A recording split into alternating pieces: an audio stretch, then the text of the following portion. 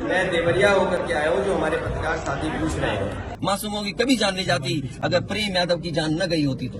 एक सिख समाज के नेता को, व्यापारी को इतना मारा भारतीय जनता पार्टी के नेता और कार्यकर्ता ने कि उसको अस्पताल में भर्ती होना पड़ा। और मैं सरकार से कहूंगा कि अगर वो सरकार मदद करती है तो दोनों परिवार की मदद करे। कुछ ऐसे नेता हैं जो उसको समझा रहे होंगे कि तुम मत मिलना, तुम उनको नीचा दिखा दो, अपमानित कर दो।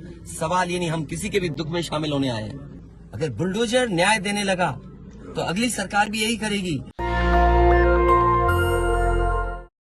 मैं देवरिया होकर के आया हूँ, जो हमारे पत्रकार साथी पूछ रहे हैं। कानपुर एक बड़ा महानगर है। अगर देवरिया में अन्याय हुआ है तो कानपुर के लोगों, जो कानपुर में अन्याय हुआ वो भी मत भूलिए। एक सिख समाज के नेता को, व्यापारी को इतना मारा भारतीय जनता पार्टी के नेता और कार्यकर्ता ने कि उसको अस्पताल में भर्ती होना पड़ा। आज बचेगी नहीं बचेगी, रोशनी बाबी उठाएगी कि नहीं आएगी, क्या कोई कल्पना कर सकता है कि बीजेपी में इतना अहंकार है। आज वो आदमी को आदमी नहीं समझ रहे। और कल्पना कीजिए, जो लोग जीरो टॉलरेंस की बात कर रहे हैं, जीरो टॉलरेंस की बात करने वाले लोग किसी की आपकी रोशनी छीन लेंगे। और दूसरा, कौन भूल जाएगा कि उस किसान को जमीन लेने के लिए लालच दिया गया। बीजेपी का नेता जो डिप्टी चीफ मिनिस्टर के साथ रहता है, बीजेपी का नेता दोनों डिप्टी चीफ मिनिस्टर के संपर्क में है, और उसने एक किसान की जमीन धोखे से लेकर के, उससे धोखे से चेक वापस लेकर के उसको मजबूर किया आत्महत्या के लिए। उस किसान की आत्महत्या हो गई और वो जमीन कोई 6 करोड़ की नहीं है, वो 30, 35, 40 करोड़ की जमीन है। उसको बीजेपी का नेता 6 करोड़ में लेकर के उस सीधे साधे भोले किसान से चेक वापस लेकर के चेक फाड़ दिया। क्या इसके खिलाफ कार्रवाई नहीं होनी चाहिए? क्या लग रहा है कि कानपुर के अधिकारियों के पास वो बुलडोजर नहीं है जिसके पास चाबी हो? क्या बुलडोजर की चाबी खो गई? बुलडोजर में पेट्रोल डीजल नहीं है? चाहे बुलडोजर का ड्राइवर बुलडोजर को छोड़ के भाग गया? या लखनऊ से परमिशन नहीं मिली बुलडोजर की? या तुम जानबूझ करके बुलडोजर नहीं चलाना चाहते ऐसे लोगों पर जिसने किसान से धोखा किया हो, 6 करोड़ रुपए लेकर के और चेक फाड़ दिया हो? और मुझे वो भी दिन याद है, इसी शहर में दंगा हुआ था। दंगे के नाम पर यहाँ की पुलिस ने कोई भी नहीं छोड़ा हुआ जिससे पैसा वसूल करना हो। कभी नाम बढ़ा देना, नाम हटा देना, दंगे के नाम पर यहाँ की पुलिस ने पैसा वसूला है। और मुझे सुनने में आ रहा है यहाँ पर गिरोह चल रहा है, जो पुलिस के लोग मिलकर के गिरोह चला रहे हैं, लोग उसका अन्याय हो रहे हैं।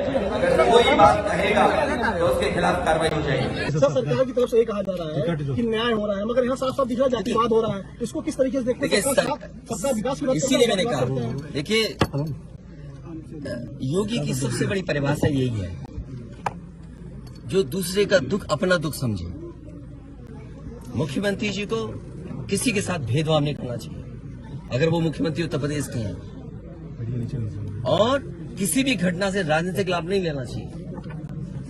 अगर इस सरकार ने न्याय दिया होता, न्याय पहले दिन से देना शुरू किया होता, तो शायद हम लोगों पे भी दबाव नहीं बनता कि हम आते हो घर परिवार के लोगों से मिलते आकर। सर, कांग्रेस के लोग कह रहे हैं कि आप बीजेपी को फायदा पहुंचाना चाहते हैं मध्य प्रदेश। देखिए सुनिए, ये बात भी कांग्रेस के मुंह से अच्छी नहीं लगती। सर, यूपी में बदला लेंगे उसका? नहीं, बदला की बात बंद करो।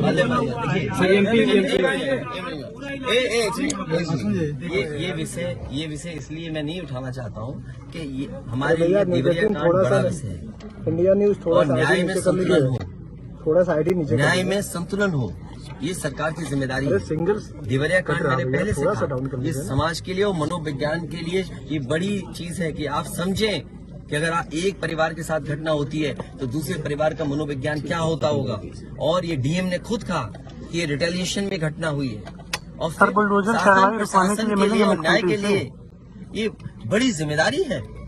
भाई शासन प्रशासन और न्यायालय के लिए क्या मामूली बात है? आज तक पता नहीं है कि घटना कैसे हुई। पहली, प्रेम यादव को किसने बुलाया? प्रेम यादव वहाँ कैसे पहुंच गए मोटरसाइकिल से? उन्होंने कभी जमीन ली, उनका भाई बेच रहा है। अब परिवार की बातें क्या मैं बोलूंगा जो मैं जानता हूँ, या आप जो जानते हैं कि भाई परिवार जो था अगर जमीन बेच रहा है, एक भाई ने बेच दी जमीन, इन बातों को मैं कहूँ कि वो परिवार अपने भाइयों के साथ कैसा व्यवहार करता था, ये बातें मैं कहूँगा क्या? ये सब आप जानते हो। इसलिए मैं आपसे भी उम्मीद करता हूँ लोकतंत्र तभी मजबूत होगा जब न्याय मिलेगा, और न्याय की भावना होती सरकार की तो खेतों में इतना कार्यकर्ता नेता नहीं दिखाई देता, ये जनता खेतों में नहीं दिखाई देती। अच्छा ये क्या है सबके साथ, ये बेटा क्या जानेगा? आजा ये बताइए, गाड़ी उठा ले गए, ये परिवार चाहता था कि हमें चाय पिला दे, हम इसके घर आए। आप बताइए चीनी चाय की पत्ती से लेकर कोई सामान नहीं ला सकते, पानी नहीं ला सकते। अरे किस बात के लिए सुरक्षा है? सुरक्षा तो इस बात की इनकी जान की सुरक्षा होनी है। अगर इनको कोई जरूरत है तो सुरक्षित होकर के जाएं बाजार, और सुरक्षित होकर के बाजार से लौट के आ जाएं। ये इसका मतलब सुरक्षा है। सुरक्षा का मतलब ये थोड़ी कि घर को परिवार को कैद कर दो, गाड़ी उठा ले जाओ, यहाँ से सामान ले जाओ। देखो मध्य प्रदेश का भी मत पूछो, मैं आपसे कह रहा हूँ नहीं कोई आर्थिक सहायता नहीं। ये परिवार अगर पढ़ेगा लिखेगा, जो पढ़ाई करना चाहेगा, जो मदद करेगा मैं करूंगा। इस परिवार की हम मदद करेंगे, और मैं सरकार से कहूंगा कि अगर वो सरकार मदद करती है तो दोनों परिवार की मदद करें। परिवार से मिलने गए, वहाँ एक भी सदस्य नहीं, कोई बात नहीं। देखिए मेरी जिम्मेदारी ये है, देखिए मैं जानता हूँ नवीन भाई तो और ये बात आप भी जानते हो, और जब मैं पहुंचा हूँ तो मैंने वो बाइट भी सुनी है, एक चैनल के माध्यम से कुछ खबर आई, हालांकि मैं सिग्नल या उसके नेटवर्क ना आने की वजह से मैं नहीं सुन पाया। जो बात मुझे समझ में आई कि वो परिवार नहीं मिलना चाहता, ये उसकी भावना है, और उसको उसकी बेटे की भावना नहीं हो सकता हो।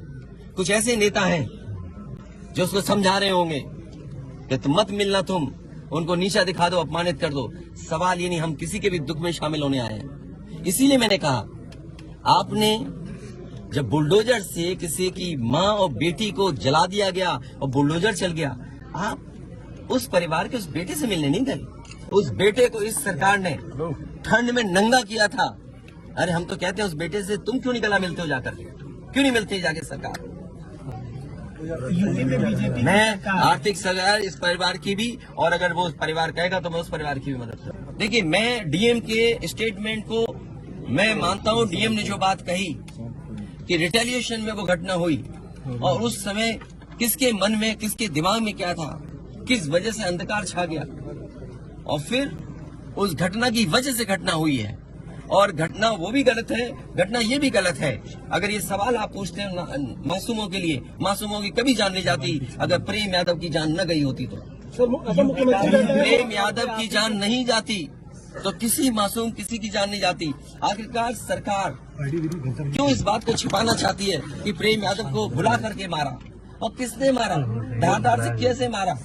और यही नहीं, आप बताइए सुल्तानपुर में क्या एक ब्राह्मण डॉक्टर को ड्रिल से नहीं मार दिया? ड्रिल से, क्या ड्रिल से नहीं मारा? क्या उनके परिवार के बच्चों को आपने गले लगाए? क्या उनके परिवार के सदस्य अस्पताल मिलने गए?